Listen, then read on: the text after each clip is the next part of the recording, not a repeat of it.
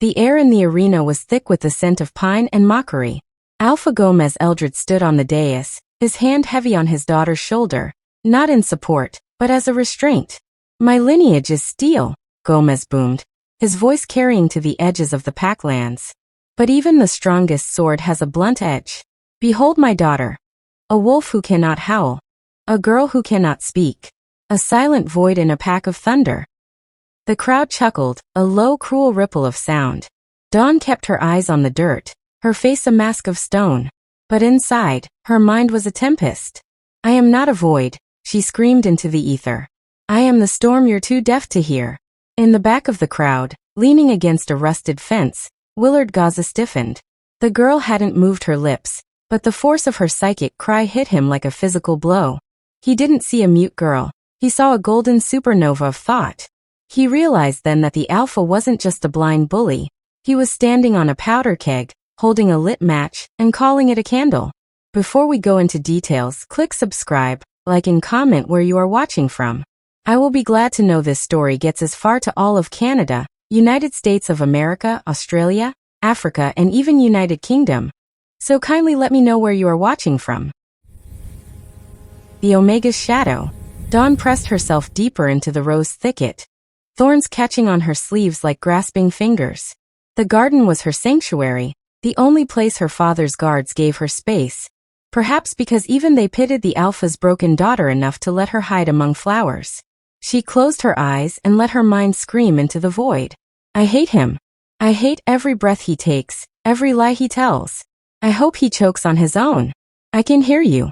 Dawn's eyes snapped open, her heart lurching against her ribs. The voice hadn't come from outside. It had bloomed inside her skull, warm and rough like creek stones worn smooth. "You're not broken," the voice continued. "You're the only real thing in this entire pack." Her legs moved before her mind caught up. She scrambled backward through the roses, thorns tearing at her arms, drawing blood she couldn't feel through the raw terror flooding her veins. This was it. She'd finally snapped.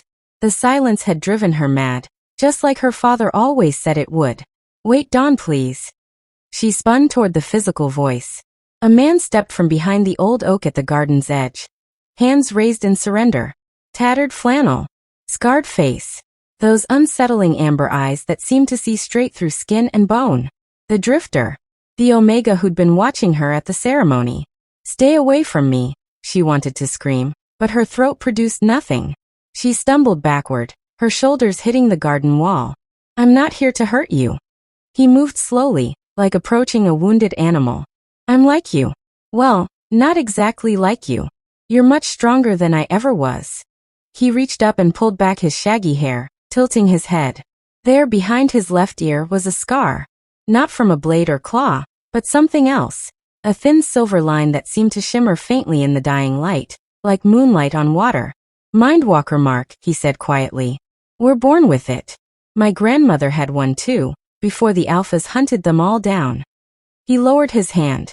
"I heard you yesterday, during the ceremony. Your voice hit me so hard I thought my skull would crack open." A sad smile ghosted across his lips. "You're not insane, Dawn. You're not broken. You're just speaking a language no one else remembers how to hear." Something fractured inside her chest.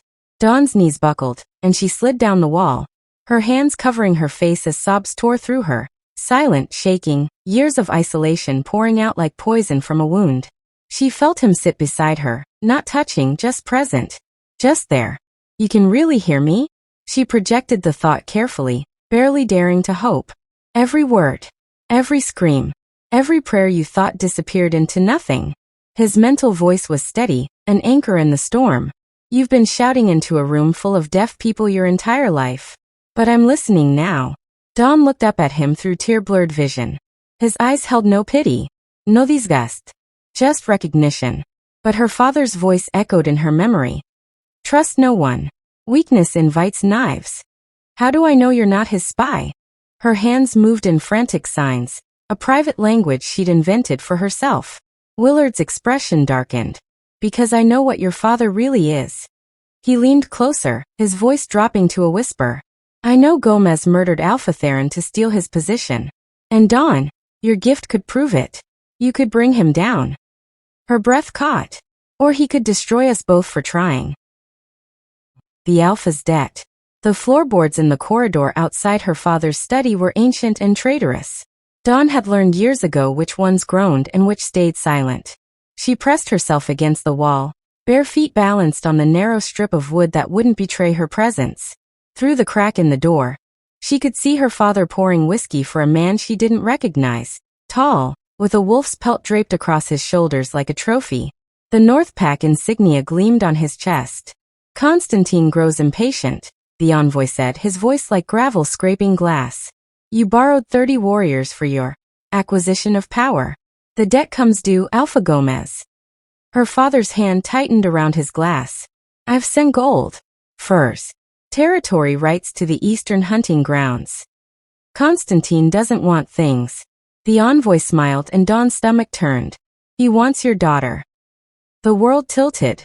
He specifically requested a silent bride. The envoy circled the desk like a predator savoring a kill. His last mate talked too much, asked too many questions, interfered in pack business. A meaningful pause. "She's no longer a problem." Dawn's hand flew to her mouth, stifling a gasp that would have given her away. Gomez laughed, actually laughed. "Then Dawn is perfect. She can't talk, can't argue, can't shame him with her opinions.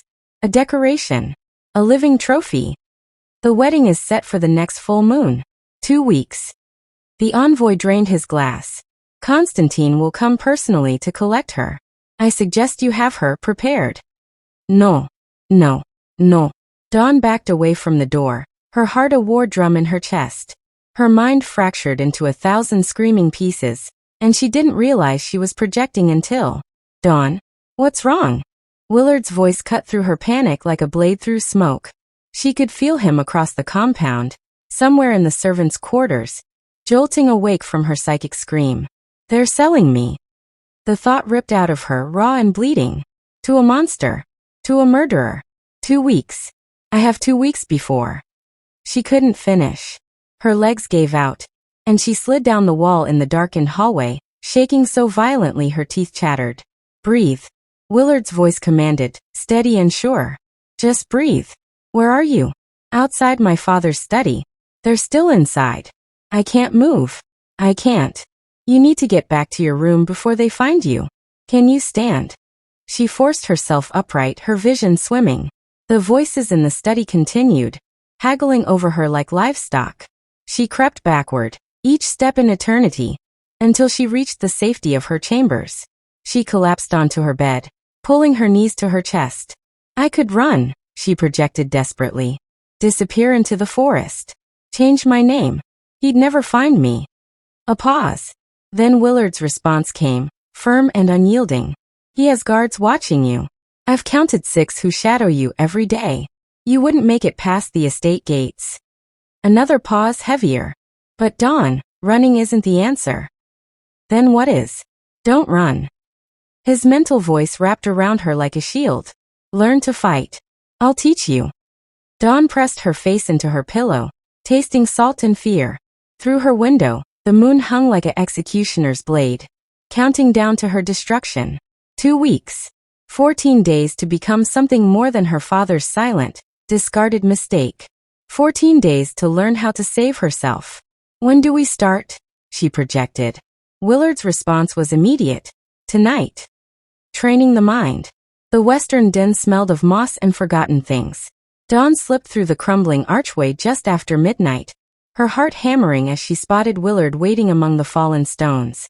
Moonlight filtered through gaps in the collapsed roof, painting him in silver. "You came," he said, relief evident in both his voice and his thoughts. "Did you think I wouldn't?" She moved closer, stepping carefully over rubble. "You're the only chance I have." Willard gestured for her to sit on a flat stone that might have once been part of a throne. Mindwalkers were the original peacekeepers of the wolf packs. We could hear lies, sense corruption, feel the truth beneath words. His jaw tightened. The alphas couldn't stomach being held accountable. So they hunted us. Called us witches.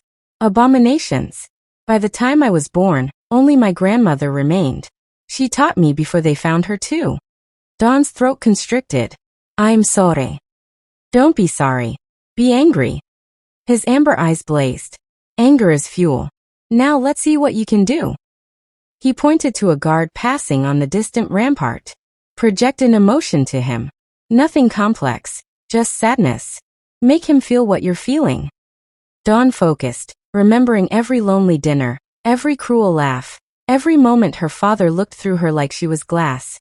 She gathered the grief like water in cupped hands and pushed. The guard stopped mid-step. His shoulders sagged. Then, impossibly, he sat down on the stone walkway and began to weep. Holy hell! Willard breathed. That should have taken weeks to learn. Is he okay? He'll be fine in a few minutes. But Dawn. Willard moved closer, his expression odd. That was surgical precision. You targeted him specifically, didn't bleed into anyone else's mind. He shook his head. My grandmother couldn't do that until her 40th year. Over the next hours, he taught her to build psychic shields, mental walls that would hide her thoughts from potential mind readers.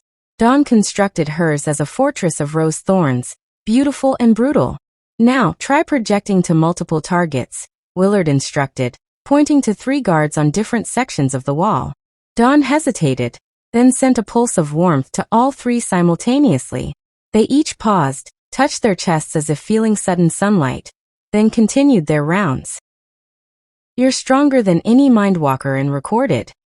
Your eyes look like honey and firelight, Dawn thought, exhausted and unguarded. The observation slipped out before she could catch it. Willard's head snapped toward her, and a slow smile spread across his scarred face. Do they now? Mortification flooded her cheeks. I didn't mean to. I know. His smile softened into something gentler.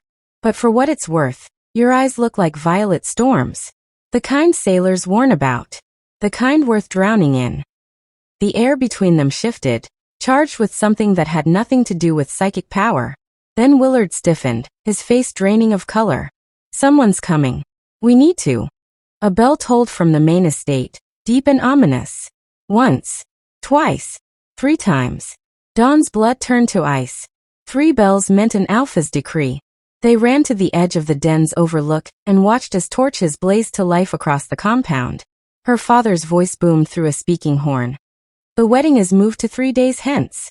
Constantine Vex arrives at dawn on the 3rd day to claim his bride. 3 days. Dawn projected, her mental voice fracturing. We had 2 weeks. Now we have 3 days. Willard's hand found hers in the darkness, warm and solid. Then we train harder. Faster.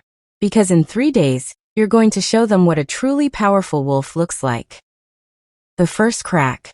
The dining hall glittered with false elegance.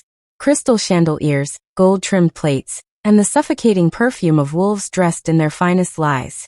Dawn sat at her father's right hand like an ornament, her violet eyes fixed on the untouched food before her. Constantine's envoy occupied the seat of honor, his predatory smile never wavering as he surveyed her like merchandise. The pack elders flanked the table, their weathered faces carefully neutral. She's adequately formed, the envoy said, gesturing at Dawn with his fork as if she weren't sitting 3 feet away. Constantine prefers his women delicate, easier to manage. Gomez laughed, the sound grating against Dawn's spine. She's certainly quiet. Won't give him any of the lip his last mate did. A blessing truly. The envoy drained his wine glass. Nothing worse than a woman who thinks her opinions matter. Constantine had to be quite firm with his previous bride before she learned proper silence. He leaned back, smirking. Though I suppose with this one, he can skip straight to the breaking in process. Get right to the fun parts. The elders shifted uncomfortably.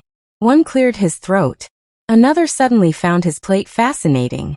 Dawn's hands clenched beneath the table. Heat crawled up her neck, her chest, her skull.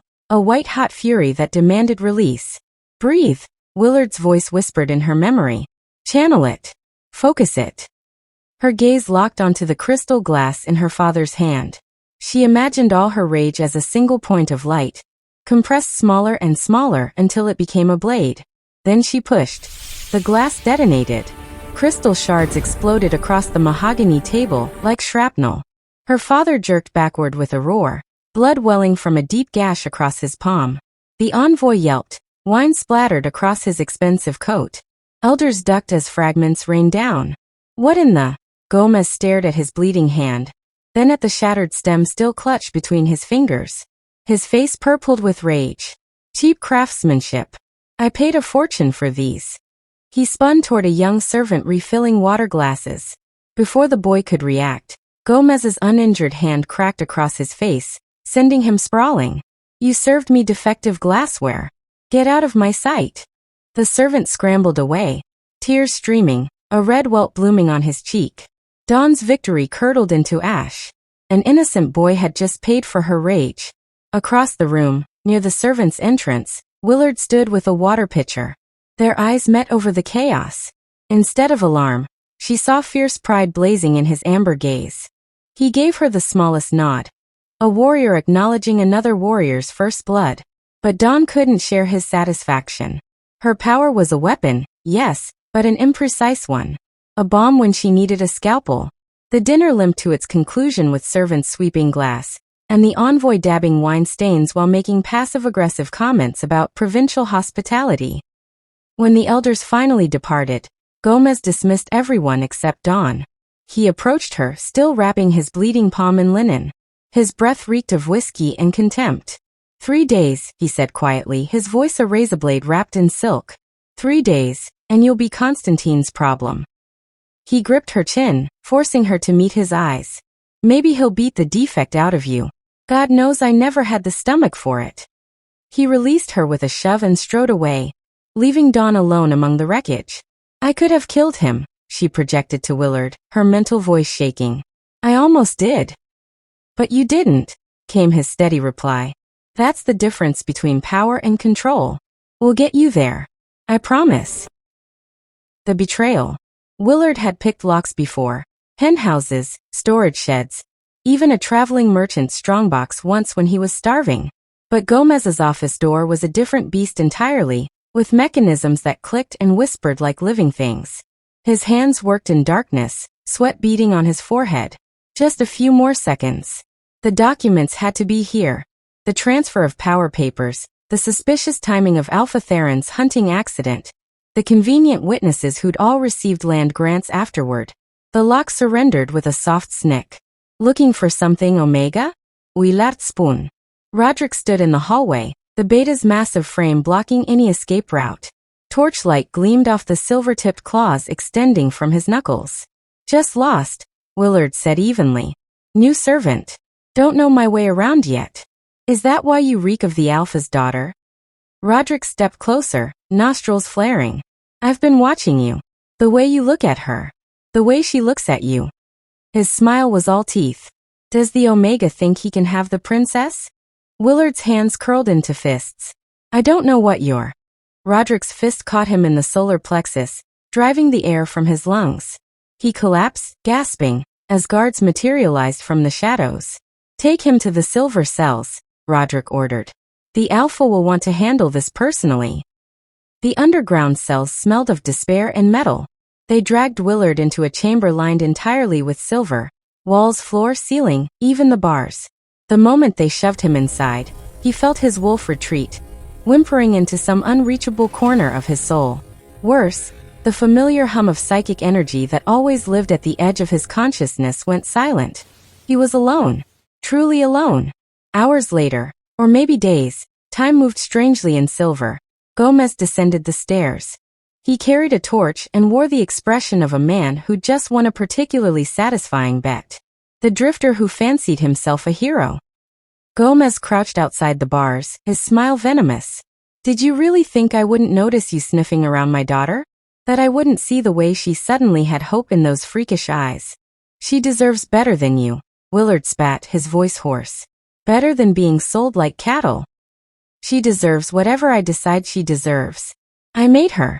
I can unmake her. Gomez stood, brushing invisible dust from his coat. But you're going to serve a purpose. Right after the wedding, when Constantine takes his new bride, I'm going to drag you onto the platform. I'm going to cut your throat in front of everyone. He leaned closer. And I'm going to make Dawn watch. A final lesson before she leaves. This is what happens to those who make her think she matters. After he left, Willard slumped against the silver wall, ignoring the way it burned his skin. He reached out with his mind, desperate, knowing it was futile. Dawn. Dawn, can you hear me? Nothing. Only silence. Above ground, in her locked chambers, Dawn pressed her hands against her temples and screamed into the void. Willard. Answer me. Please. But the silver swallowed everything. She'd felt him disappear from her mental landscape hours ago, like a star winking out. And now she understood with horrible clarity. He'd risked everything for her. He'd tried to save her, and her father had destroyed him for it. The only person who'd ever truly seen her. Who'd hurt her. Who'd made her believe she was whole instead of broken. She was falling in love with him. Had already fallen probably the moment he'd said, I can't hear you. Dawn wiped her tears and looked at the wedding dress hanging like a ghost in the corner. Her father expected her broken. Expected her silent and compliant. She would give him exactly that. She would walk down the aisle like the perfect mute bride. She would lower his guard completely. And then during the ceremony, with everyone watching, she would show him what his defective daughter could really do. The prison break.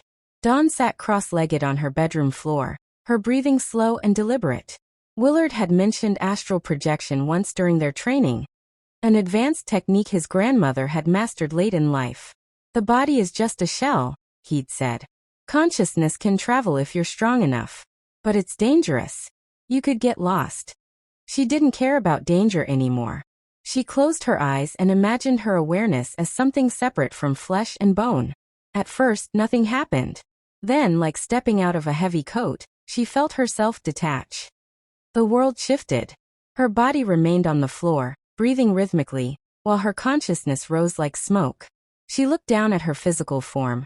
Pale, too thin, but still tethered by a silver cord of light that pulsed with each heartbeat. She descended through the floorboards, through stone and earth, following the psychic void where Willard should have been. The silver cells radiated wrongness, a dead zone in her mental map of the estate. When she materialized inside his cell, she was luminous, a ghost made of violet light. Willard's head snapped up from where he slumped against the wall. His eyes widened. Dawn. I'm here, she projected, though her voice sounded distant even to herself. I'm getting you out. The silver, you can't touch it. It'll shred your psychic form. He struggled to his feet, his skin blistered where it had pressed against the metal. Dawn, you need to go back before. Trust me. She drifted through the bars like mist, into the corridor where a guard sat half asleep on a stool. She'd never attempted possession before. Had no idea if she could. Dawn dove into his mind. It was like plunging into cold water. She felt his thoughts, boredom, hunger, worry about his sick daughter, and shoved them aside. His body jerked upright. Through his eyes, she saw his hands reach for the key ring. Walk to the cell. Open it. His body obeyed, moving like a marionette. Muscles screamed in protest, his consciousness fighting her control, but she held firm. The key turned. The silver door swung open. Willard stumbled out just as Dawn's grip faltered. She ejected from the guard's mind with such force that her astral form flickered like a candle in wind. Run, she managed to project. Go. Now. Not without you, Willard said, but she was already being pulled backward, the silver cord yanking her consciousness home. The return was agony. She slammed back into her body and collapsed sideways, convulsing. Blood trickled from her nose, hot and copper-tasting. She lay there for what felt like hours, her heartbeat erratic, her vision swimming with dark spots. Dawn. Willard's voice, distant but searching. Dawn, are you alive? Alive, she managed weakly. Did you escape? I'm out. Hiding in the old western den. A pause heavy with meaning. I'm not leaving you. We end this together. Tomorrow at the wedding, I'll be there. Too dangerous, she protested, but her mental voice was fading. So is breathing, he shot back. Rest. Gather your strength. Tomorrow we make them all listen. Dawn woke hours later to morning light streaming through her window. Her head pounded. Her limbs felt like lead, and her nose was crusted with dried blood. A knock at the door made her flinch. The dress has arrived, miss, a servant called. Your father wants you dressed by noon for the pre-ceremony blessing. Dawn turned her head and saw it, draped across her bed like a corpse. White silk that seemed to drink the light. Long sleeves that would cover her arms like shackles. A high collar that would strangle. A wedding dress that looked exactly like a funeral shroud. Because that's what this was, she realized. Not a wedding. A burial. Her father was burying the daughter who'd embarrassed him, and Constantine would shovel the dirt. But Dawn wasn't dead yet. And corpses didn't fight back, but she would. The great reveal. The great hall had been transformed into a cathedral of lies. White flowers hung from every pillar, their sickly sweet perfume masking the scent of fear that clung to Dawn's skin.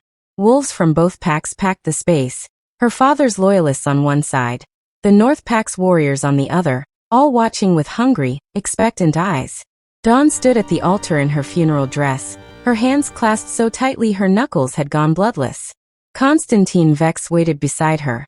And he was everything the rumors promised. Scar tissue mapped his face like territorial claims. His eyes were the flat gray of winter ice. And when he looked at her, he didn't see a person. He saw acquisition. A thing he'd purchased. The officiant, an elder with a voice like grinding stone, droned through the ceremonial words. Dawn barely heard them over the roaring in her ears, her own heartbeat, or maybe Willard's voice whispering from somewhere in the crowd. I'm here. When you're ready, I'm here. And now, the officiant intoned. The bride must signal her consent to this sacred union. He turned to Dawn with something like pity in his ancient eyes. A nod of the head will suffice, child, since the moon has seen fit to still your tongue. The moon hadn't stilled anything.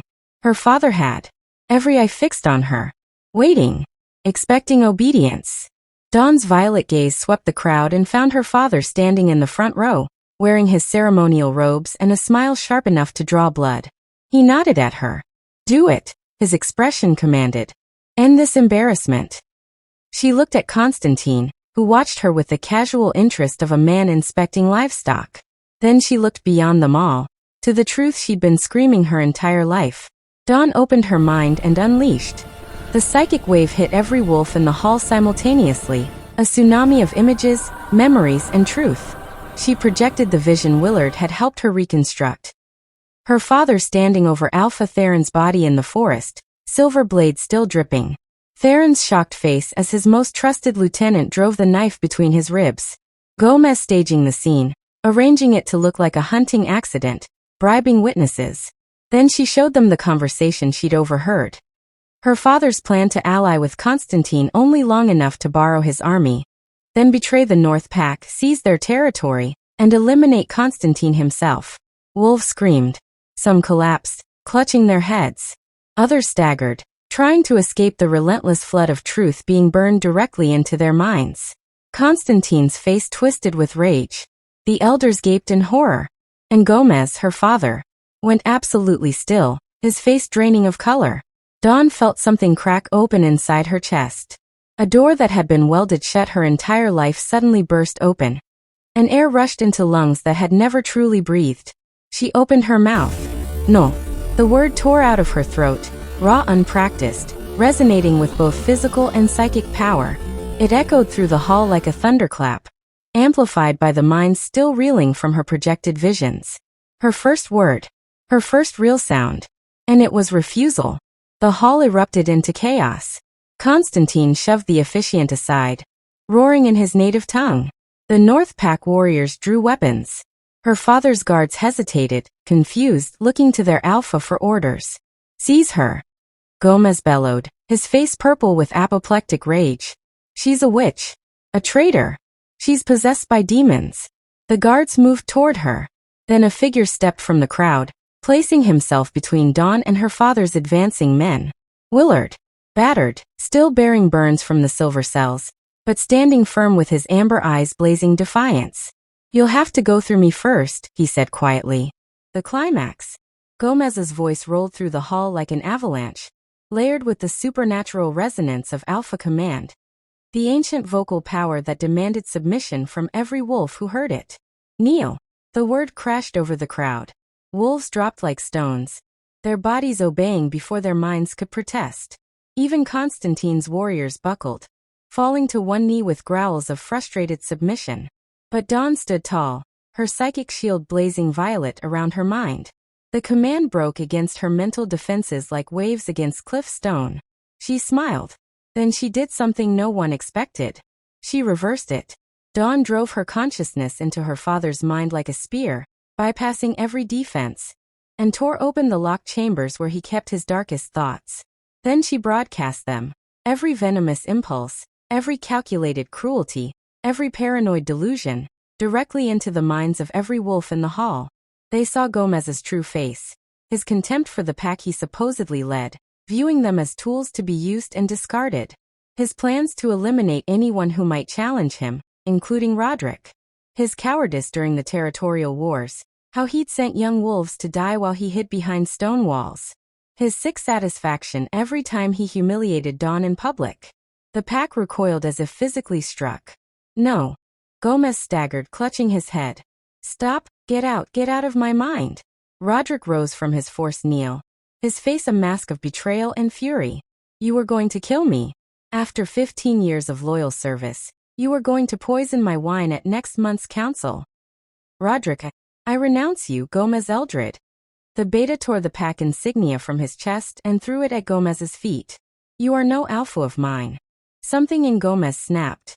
His eyes went wild, feral, and he launched himself at Dawn with a roar. Not as an alpha, but as a cornered animal. He never reached her. Willard's transformation was instantaneous. Flesh rippling into fur, bones restructuring with wet cracks. His wolf form was smaller than an alpha's, scarred and rough, but fast. He collided with Gomez mid-leap, and they crashed into the altar in a snarling mass of fangs and claws. Dawn focused through the chaos, finding the thread of her father's consciousness. She didn't attack his mind, just his body. She slowed his reflexes by fractions of a second, made his vision blur at crucial moments, sent phantom pains through his joints. Willard capitalized on every opening. He fought like someone who'd spent his life surviving against larger opponents. Dirty, efficient, relentless. When Gomez lunged, Willard wasn't there. When Gomez tried to use his superior strength, Willard used momentum against him. The fight ended when Willard's jaws locked around Gomez's throat, not crushing, just holding. A promise of death restrained. Yield. Willard's growl vibrated through his wolf form. Or I finish this. Gomez, pinned and bleeding, finally stopped struggling. The pack watched in absolute silence as their former alpha was defeated by an omega and a mute girl. Constantine Vex rose from where he'd been observing, his scarred face unreadable. He approached Dawn, stopping just outside striking distance. The marriage contract is void, he said flatly. I have no use for a bride who would make me her puppet. He leaned closer, his voice dropping to a whisper only she could hear. You've made an enemy today, little mindwalker. Pray we never meet again under less public circumstances. He turned and strode toward the exit, his warriors falling in behind him. At the threshold he paused. Though I'll admit, that was the most entertaining wedding I've ever attended. Then the North Pack was gone. The hall fell silent except for Gomez's labored breathing. The pack elders rose slowly, their ancient faces grave. As one, they turned toward Dawn. Elder Miriam spoke, her voice cracking with age and weight. The alpha has fallen. Someone must lead. Every eye in the hall fixed on the violet-eyed girl in the blood-stained wedding dress. Waiting. The new pack. Dawn looked at the elders, at the expectant faces of the pack, at the platform where her father had once stood in triumph. She felt the weight of their hope pressing against her mind like a physical thing. She shook her head. I won't rule by fear like he did, she said, her voice still rough and unpracticed but growing stronger with each word. I'll serve by truth. Elder Miriam frowned. Child, the pack needs an alpha. Without leadership. You'll have leadership, Dawn interrupted. Just not the kind that demands you kneel. She gestured to Roderick, who stood covered in her father's blood looking lost. Roderick has served this pack faithfully for 15 years. He knows our warriors, our territory, our needs. Let him be alpha. Roderick's eyes widened. Dawn, I don't. And I'll serve as seer. Dawn's violet eyes swept the crowd. I'll hear the truths no one else can. I'll guide with wisdom instead of commanding with violence. The elders will form a council. We'll lead together, not as a hierarchy of fear, but as a circle of trust. The pack stirred, murmuring. It was unprecedented. Radical. Elder Miriam studied Dawn for a long moment, then slowly smiled. Perhaps, she said. It's exactly what we need. The vote was unanimous. Gomez's exile came at dawn. They stripped him of his rings, his ceremonial robes, his name. He would wander as a lone wolf, the ultimate shame for someone who'd valued power above all else. As the guards escorted him to the border, he looked back once at Dawn. She met his gaze without flinching and projected a single thought. I forgive you, but I'll never forget. His face crumpled, and then he was gone. 3 days later, Dawn and Willard stood before the pack again, but this time for a mate ceremony. No political alliances. No debts to settle. Just two souls who'd found each other in the darkness. When the elder bound their wrists with a traditional silver cord, Dawn didn't flinch. The metal that had once imprisoned them now symbolized their choice to be bound together. I choose you, she said aloud, the words still feeling strange and wonderful on her tongue. I choose you, Willard echoed, his amber eyes bright with tears. Every day, every life, every universe. In the weeks that followed, Dawn discovered she wasn't alone. 3 young wolves came forward hesitantly, admitting they'd always heard whispers they couldn't explain, felt emotions that weren't their own. Dawn trained them in the abandoned western den, teaching them to shield, to project, to listen. The Mindwalkers were returning. On the first full moon after the revolution, Dawn stood on the same platform where her father had once mocked her silence. The pack gathered below, faces upturned, not in fear, but in anticipation. Willard stood beside her, his hand warm in hers. Dawn didn't speak with her voice this time. Instead, she opened her mind and shared something far more powerful, a feeling. She projected warmth like sunlight, unity like roots intertwining beneath ancient trees, hope like the first green shoots of spring after a brutal winter. Every wolf in the clearing felt it simultaneously. Some gasped, others smiled, a few wept. And in that shared moment of perfect understanding, Dawn sent one final thought rippling through the pack mind. True strength isn't the loudest roar. It's the courage to listen, the will to stand, and the love that binds us, louder than any alpha's command. The pack held in response, not in submission, but in harmony. And for the first time in her life, Dawn howled with them. Her voice rose with theirs, physical and psychic intertwined. A symphony of minds and hearts and spirits united not by fear, but by choice, by truth, by love. Final message and lesson. True power isn't found in the volume of your voice, but in the truth of your spirit, like the power of active listening. What other lesson did you learn? Drop them on the comment section down below. Thank you for watching.